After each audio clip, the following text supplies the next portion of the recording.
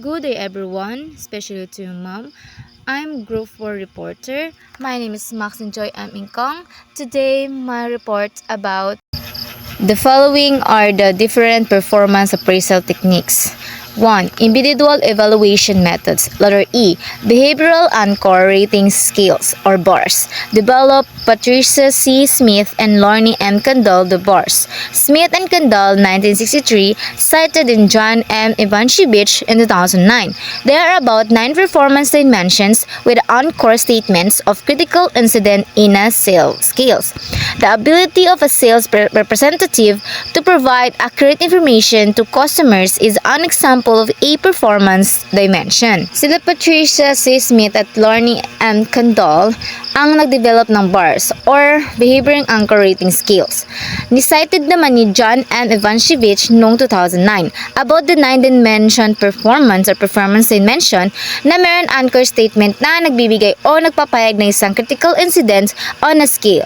Ang kanyang gawin ng sales representative, siya yung nagbibigay ng tamang information sa customer. Ito yung example ng mga performance dimension.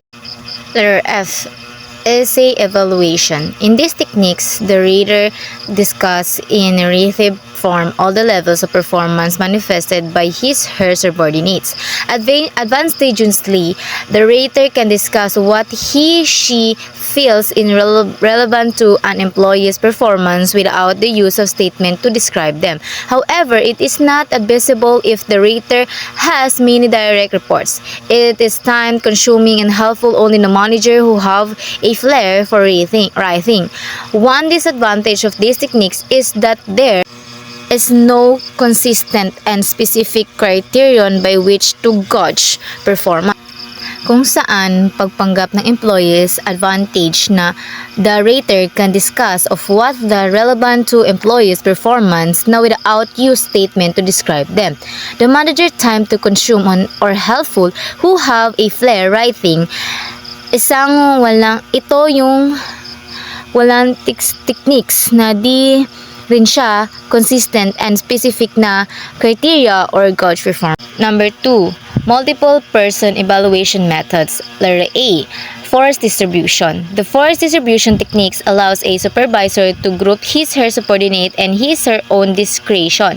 For example, out of 20 personnel, 20% or 4 personnel will receive outstanding ratings, 40% or 8 personnel will get above average, and so on. A problem occurs if more than 20% of his/her subordinates get outstanding ratings and he/she will stick to just 4. If none get outstanding ratings, he/she will just stick to 4 as outstanding, although they should only be above average. These techniques ay nag-allow ang supervisor ng group i-group ng kanyang subordinates at sa kanyang discretion. Tulad na mabasa nyo sa example dyan na kung saan mayroong 20 personnel or 20% or 4 personnel will receive outstanding ratings to 40% or 8 personnel will give above average and so on. Kaso, ang problema ay kung lahat ng mga subordinates niya ay nakakuha ng 20% outstanding rating, siya ay magstick lang sa 4 na personnel. If wala namang nakakuha na outstanding rating sa kanyang subordinates, magstick pa rin siya sa 4 na personnel na dapat sila ay makahigit pa ng average. Letter B. Ranking. In this method, the supervisor rates all employees from first to last. A manager can easily make decisions such as who becomes employee of the month or who get laid off. It also motivates employees to work better since they will know where they stand in comparison with the others. Ranking makita ito sa mga market or sa mga establishment na kung saan ang supervisor na nag-rate sa mga employees from first to the last. And then yung manager, hindi na siya mahirapan, madali na siya mag-decision kung sino yung mga employees na maging employees of the month and then kung ano pang reward. And then ito rin ay nagmo-motivate sa mga ibang employee na mag-work hard or work better kung alam naman nila kung ano mga position or ano pa yung mga kakayang-kaya nilang gawin. Letter C. Fair comparison techniques. The supervisor rates employees by fair. Suppose 4 employees will be evaluated, employees A, B, C, and D. The rater will be given 6 cards with the names of the employees in pair. Ito naman yung supervisor mag-rates ng mga employees na fair, like patas. Na like example, si employees A, B, C, D.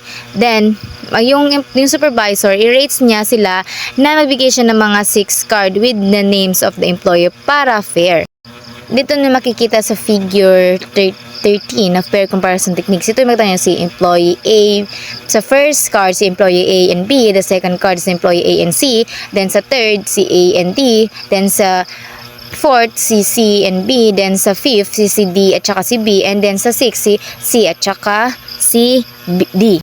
Letter D, managed by objective or MBO. These techniques allows a employee to set his/her own goal or objective by himself or herself.